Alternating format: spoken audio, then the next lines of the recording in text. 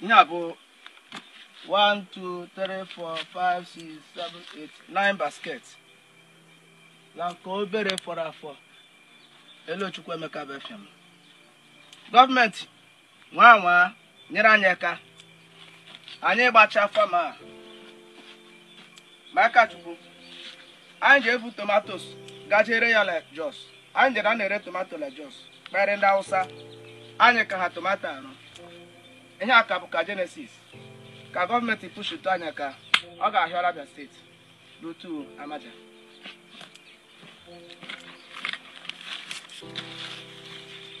I won't know.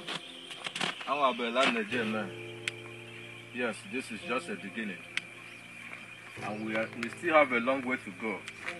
If we can be sponsored by those who love good things, honestly, we have started and we are going to merit so many things on this. Yes, you. Yes, you.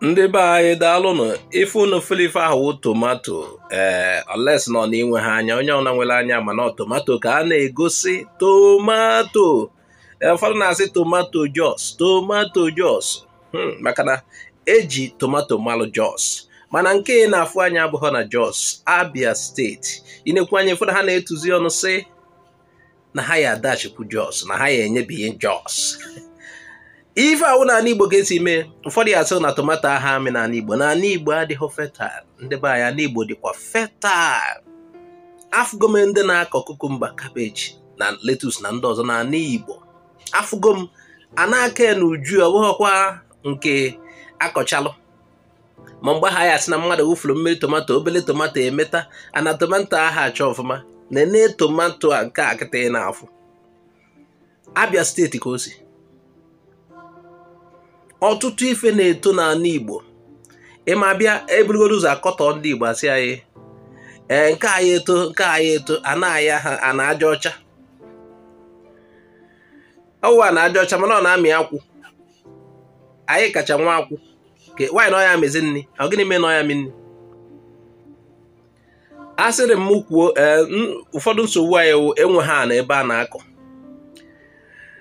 o nwere okenye mụ na ya na-adị ekwu okwu ọ na Amerịka Milo ka a na-akpọ ya ọ na-akọwatara m ụfọdụ ife gọọmenti kwesịrị iji aka ha chọta anya na-akọ nri unu furu ife na-eme na Burkina Faso obere nwa onye amị ha na-achị ha o gotere ngwa ọrụ eji alụgasị ugbo traktọ na ndị otie a sị na Amerịka ị na-anụ maka ya na nkwado ha bidogoduru kwado owu ka afọ jugodo ndị mmadụ ka erigodo nri na isi idozi obodo isi hazi obodo ọfụma ibidogodo na ịfụ na ife ndị mmadụ ya eri ide agụ aha agụ ndị mmadụ ma a na-ebidogo maka onye rijuru afọ ya enwe ike ime ife ndị ọzọ agụ nwere ike ime mmadụ onye eche uche ọfụma ụfọdụ ya sịgo necessity wetara invention n'ezie mana o nwere ụdị ọnọdụ agụghị ya nọrụ ihe eche ọfụma ị na-aghọta o nwere ụdị agụụ ya agụụ nyaahụ maka ndị sị na ha chọrọ ịhazi obodo chọrọ ime Dubai Japan ka ọ Dubai gịnị nna agwakwu ma oti na-agba mbọ mana o nwegasịrị ụfọdụ ife mmadụ a na-akọwata na anyị kwesịgasịrị ime ife izizi mmadụ chọrọ na ndụ awụ ka ọ ṅụọ mmiri rie nri nya wefe izizi nke a ya o nwere ife a na-akpọ needs nwere nke a na-akpọ wants nke a basic needs o nwere ife na-aza ọ na m enweta ha nke a mmadụ a sị ka a chọwa ife izizi mmadụ ọwụna na-ene anya ka o rigodo nri ṅụọ mmiri na nri abịazi ekwu eziokwu ife ndị ọzọ ọkụ nke a na-akpọ electricity ọ dị mma mana tupu ife ndị abịa ngasịrị ụzọ ọzọ anyị si wee na-ahazi mana a na-ekwugasịzi ebe anya mepegolo anyị ụdị ife anyị na-achọ mgbe gboo ndị gboo na-aṅụ mmiri na-eri nri mana ị nwere ike isi na electricity adịghị mana ife ndị ọzọ dịgasị ya bụ na nna adụọ ndị na-ahazi obodo ọdụ, ndị na-achị obodo, unu chọọ ka ọ gaa ọfụma, bidogodu na agrikọlshọ, ka afụgodu na ndị mmadụ rere nri lijuo afọ, uche ewekwegasị okwu ndị ọzọ, ekwuche okwu agrikọlshọ, ekwu oziokwu ma ndị na-alụ projekti. Airport aghara asịgodu m kwuo si hapụgodo airport a na-alụgasị ti welugode ego ama egasị ụfọdụ ife. O nwere ka m si nụ na nke Ebonyi ha enwe pasenja, mana wụrụ mgbe ahụ a na-agwa kezi onye achịrị Ebonyi Umeahị a na-asị ya were ego a tinyegodo n'ife ọzọ. Unu n'anya ife na-achọ ime na Ebonyi kịta awụ na a chọrọ iwere airport Ebonyi nye federal gọọmenti. Asị ọkwụ m na ọ dị njọ, mana ife ọwụwụ na ọ dịghị nke ọ na-aga etu o kwesịrị ịga. Etu ọwụ na Umeahị na Tinubu na-emekọ, asị ka ewerezie federal gọọmenti enyezi ha ego, ewezi ego ahụ etinye n'ife akarị etinye na mbụ. Ndị be anyị ka anyị mara ife dị ndị be anyị mkpa na ọ bụghị ịlụ airport. O nwegasịrị ifegodo anyị ebido. Ebonyi na-akọ nri ọfụma, ana Ebonyi na-eme ọfụma. O nwegasịrị ụfọdụ ife anyị etinye ego na ya mepụtagodu. Ọ nọ ka mmadụ bịa sị ka m lụọ ọrụ gị air condition na mbara ubi gị, kere ife ọ na-alụ ụlụ gị ya. Ebe ị na-akọ nri ụfụfụ na-agba gị, kere ife a na-alụ gị air condition. O nwere ife adịghọgodu necessary. Ịbịagodo inegodo anya malụ na ndị ahụ enwego ife a na-akpọ dị culture. Agụrụ na news federal gọọmenti na chiwere Ebonyi airport manage wezie ka ọrụ federal gọọmenti nwe. Ọ dịkwa mma esi na n'ụzọ ahụ enyekwa ha ego ahụ ha ji wee rịa ka ha were emere ife dị mkpa kịta.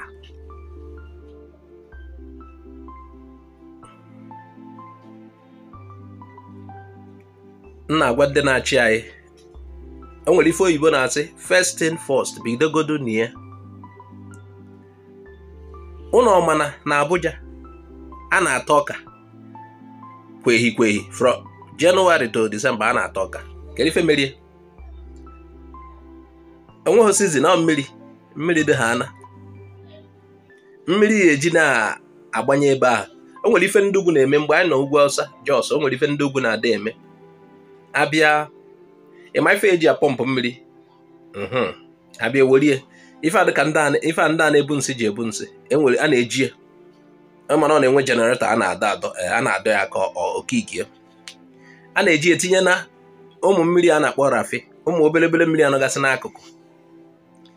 Ijiri etinye ịkọ ife na-akọ mmiri ahụ a na-alụ ofe na-aza waterbed na farm. Onye mere agriculture ya aghọta ife na-ekwu.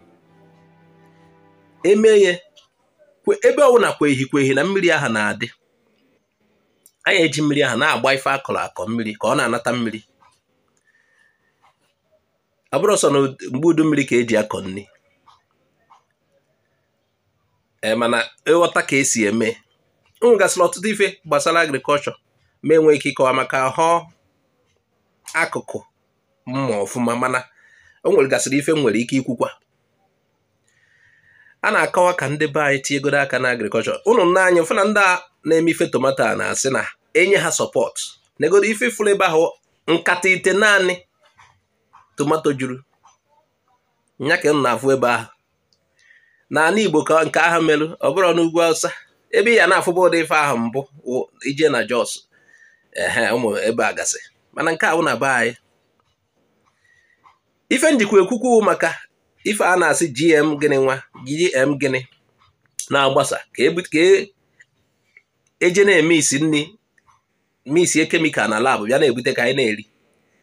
Anyị nwee ike ịkọ nri nke anyị ebunye anyị nri ọzọ. Nri anyị amaghị ebe o si, anyị amaghị ife ọ ya elilisi n'ahụ anyị, anyị amaokwu na ime anyị anọkazi nka ka ndị nna nna anyị si anọkarị. Ndị be anyị tinye n'anya n'ife gbasara agrikọlshọ, ọ dị oke mkpa. Ndị akịta need support. Enwe ka isi ene n'ife a fụ ife na-eme, fụkwa ife onyonyo a awụ na nwere ka isi ya agwa ndị gọọmenti okwu, gwa ha okwu. Ndị be anyị akọ ife a n'uju, ọ ya enyekwana anyị aka. O nwere mgbe ọ na-awụ anakọta ọ dịka esele okwu ndị ugwu asị ka ha mechie ife niile ka ọ ghara ịbịa saịdị anyị, egwu ejide anyị nwere ego mana anyị ada akọ nri, anyị na-ego nri n'ugwu Hausa, ọ bụrụ nri anyị niile mana ọtụtụ ife anyị na-eri iwu n'ugwu Hausa ka esi ebudata ha nakọta ha sị na iwe wego ha ka a kpọchie ụzọ eje na Kwara jee na Benue kpọchie ụzọ agụwa anyị adịkwazi ka anyị eje Cameroon ma ọ mpaghara mba ndị ọzọ wee jee chọta ife anyị eri. Mana ọ na anyị na-akọ nri ya na onwe anyị nwee n'uju, mmadụ anyị abịa na-emela anyị nganga na o nwere nri, n'agbanyeghịkwa na onwe mgbe ọ na-eruo nri ahụ ha nwa ahụ erichakwu ya o mebisiwa. Mana anyị kwesịrị ịhazi obodo anyị n'ụdị mmadụ anyị eji nri wee mere anyị nganga. Unu ekwuzina na unu nwere ego, mba, ka anyị kọwarị nri ahụ akọwa, maka ụfọdụ oge ego enweghị ife ọ ya egote, ego obuchi ibu, mana onye nwe ife chi ilesịgo ka ị eji wee nata ya. Inwe ego niile dị n'ụwa onwe onye kwere elesị gị ife, kelee uru ego ụba. Mana inwe ife ahụ ị na-achọ, anyị nwee nri, anyị nwe ndị Igbo nwee nri, ndị ugwu sị na ha na-emechi ụzọ na nri anyị bata n'akụkụ anyị, ha emechiwe ha nwa ka ọ ya emegido, ọ ya emegidozi anyị.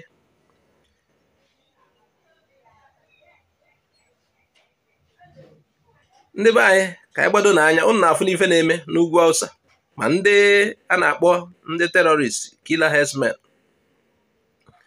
O mekwuo na Naijiria na-ebubata ọka, ọ ife mwetu, ụdị ife ahụ emebu mbụ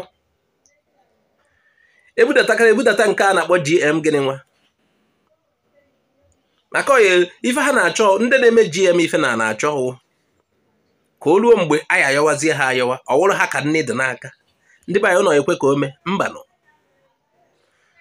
ọ ife mela ji wee gosi na ife onyonyo a nya ife anyị na-ekwu ka anyị baa nọ na agrikọlchọ, ka anyị basie ya ike, ka ndị ọcha gara ibutela anyị nke lụrụ alụ, nke ya egbu anyị bịazie na-ayọ ma ego nwa ma ndị ọcha ma ndị ugwu a na-asị ma ego nwa na ihe nweta ebe a. Ka ntị ka nhapụ ife a, ndị be anyị, ana Igbo na-amịta nri ụdị ọwụ na ị chọrọ, ana Igbo na-amịta ịmalụ ka esi eme ya.